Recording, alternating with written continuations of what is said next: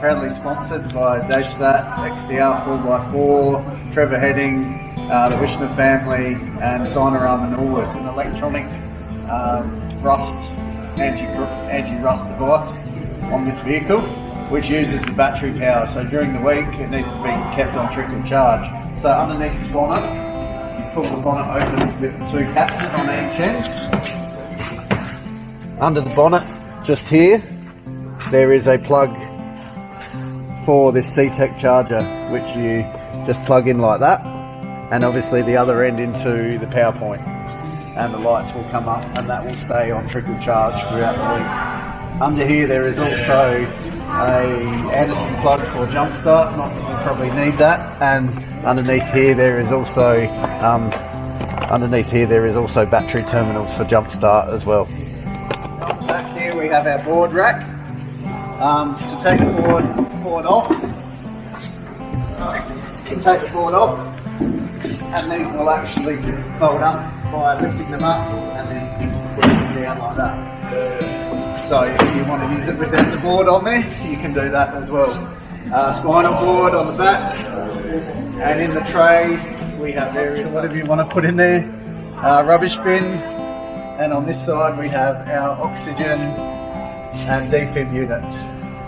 At the back we have a shovel that's clipped in, we have our tube, and there's a clip over behind the bin there that needs to be undone if you want to take the, underneath the tube is max tracks in case you get stuck.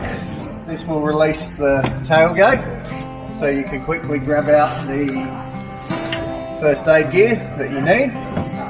Do not sit on this, it doesn't take very much weight, so don't put your bums on it. So to lift it up, use one of these handles on either side.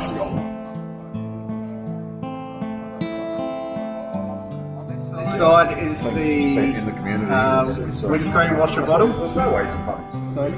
So this bit here is the oil dipstick. So lift it up for maintenance. In the glove box we've got our tool set for tyre changing, not that you probably need it, and there is a spare catch for the windscreen which I'll go through in a moment. This whole glove box will come out, and underneath is our certificate of exemption, so if you get asked by a police officer for our certificate of exemption or an inspector, it's under there. Here is our window catch. So you have to be really careful with this because it's only plastic. We have a spare one, but they did say it easily breaks. So what you can do is you can uncatch it and lift the window up like that. So you can sit on the beach and watch everything going on. So to bring it back down, when you're driving this should be down. Make sure that that bit is lined up with the groove. So then until you move on, make sure it's latched before.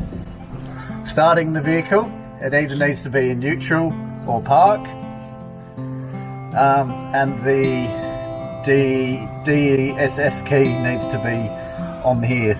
We're going to leave that on here full time because it's not really going to affect anything by taking it off. It's going to be in the shed anyway, and the ignition key is over here.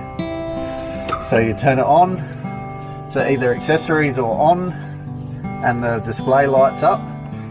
To start it, turn it to the start and wait, and then release it like you would any other vehicle pretty much. If this tab is up, the handbrake is on and it won't go anywhere.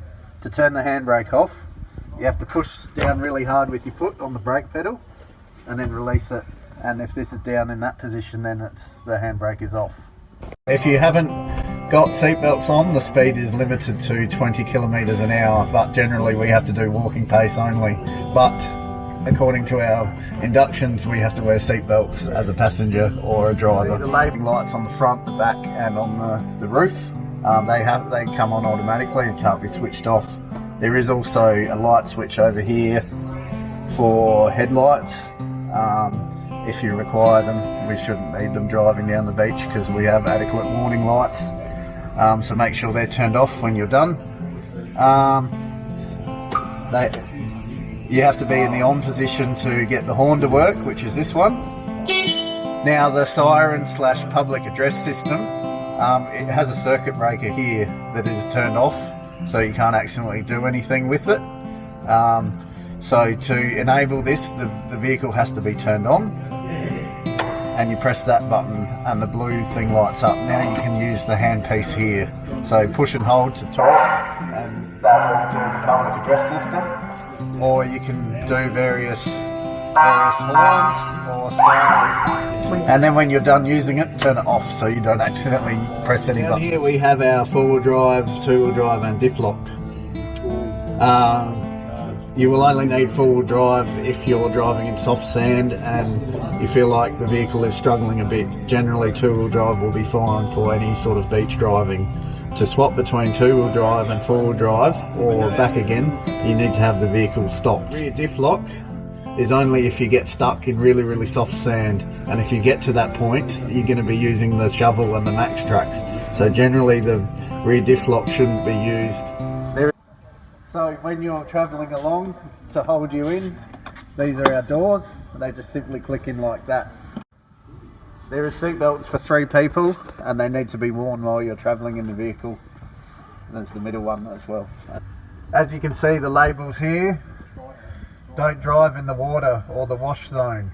It's perfectly fine driving on the hard sand or the soft sand.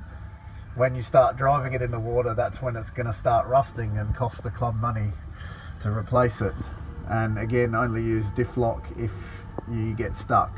It shouldn't be on for general driving.